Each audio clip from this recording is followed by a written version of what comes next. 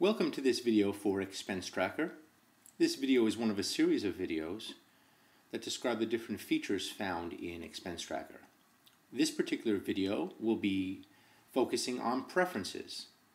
So let's get started. From the log view screen, tap on the Prefs button in the upper right hand corner. From there we're presented with the preferences screen. At the very top is the name of the application, XpenseTracker, and the version number that we're using. The version that I'm demoing this video for is version 3.5. The next section is the default section. This is where you can set a series of defaults so that each time you create a new log or a new expense, these are preset. The first one is the group. Now, if you're familiar with XpenseTracker, you create logs, and then from within logs you create and add expenses. Well, above the level of logs is another level of organization, which you might be familiar with, is groups. This allows you to set a default group so that whenever you create a new log, that group falls within that whenever you create a new log, that log falls within that group. Right now we have just a couple groups, business and personal. You can create your own as well here. We're not going to select any. We'll just allow it to be within no group. The next default is the payment. If you'd like to change that, you can tap on that.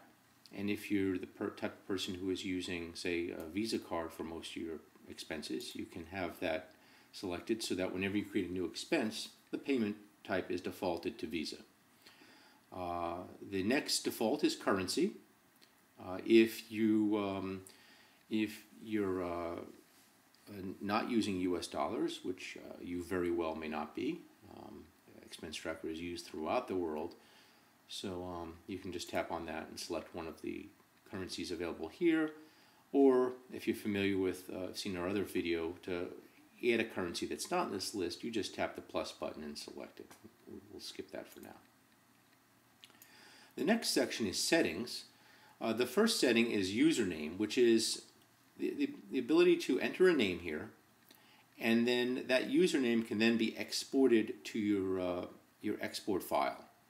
That's all that username is used for. This is not to be confused with any kind of login.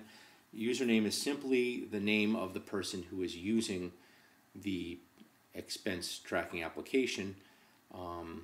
This is convenient for companies which are merging expense reports, and they want the person associated with that expense to be listed. The next field is set application password.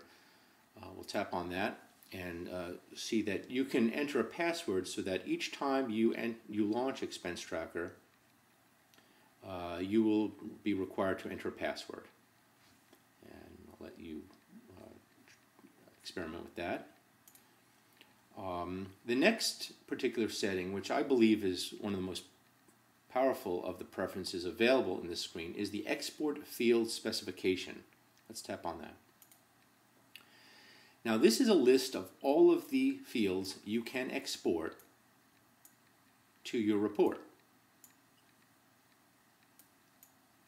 Now, let's go to the top. Now, of the ones that are going to be exported, these are the ones that are checked right now. Those are just the default ones that are checked. But you can turn those off by clicking on them, or turn it back on by clicking on it again.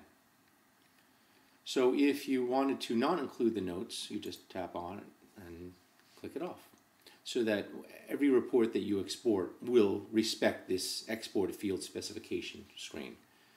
Also, very powerful is the ability to change the order in which these fields are exported. And the way you do that is you tap and hold the 3 horizontal bar icon on the far right, and then drag to the location you wish to have it appear in your report. And that's exported field specifications. The next field is download exchange rates. These are how often the exchange rates are downloaded by XpenseTracker.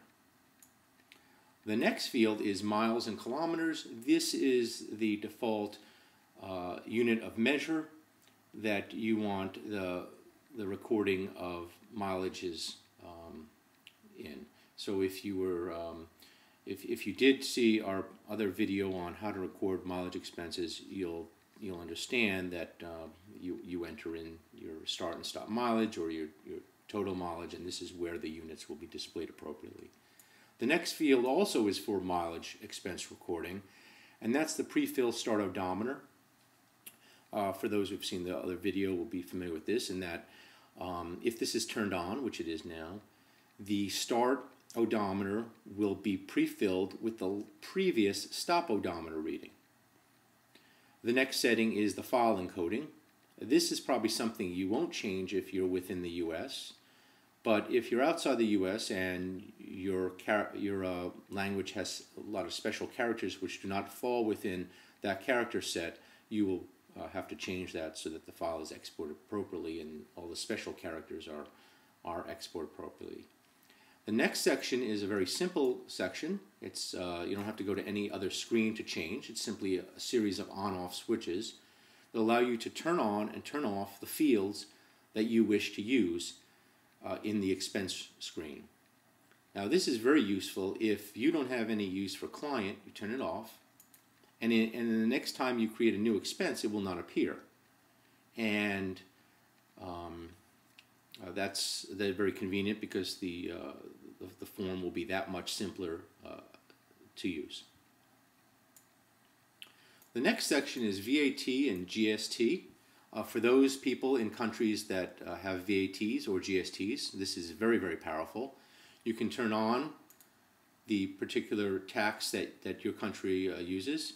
You can edit the percentages that your country is using.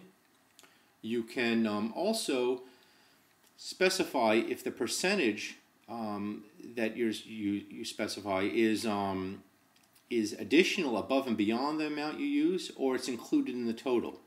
And people familiar with VAT or GST will understand that.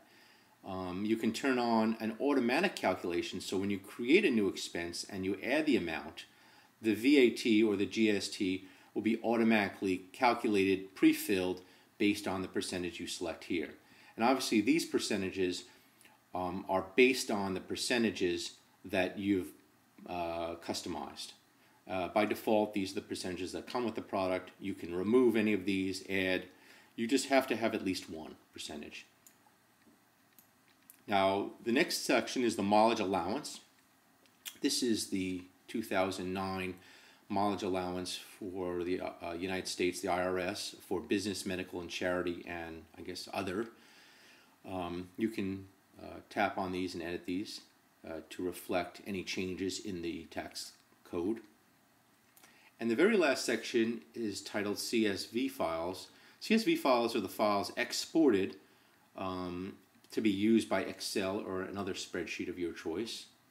And we just allow you to turn off the header, which we use. You can turn that off so it will not appear in the export file, or the column headings. People familiar with CSV knows that CSV format specifies that above each column is the name of the column, and it's not absolutely required, so we allow you to turn it off. And that is preferences for XpenseTracker. If you have any questions or comments, please email us at info@silverwaresoftware.com, or if you prefer phone, our phone is 978-579-9696. Thank you for listening.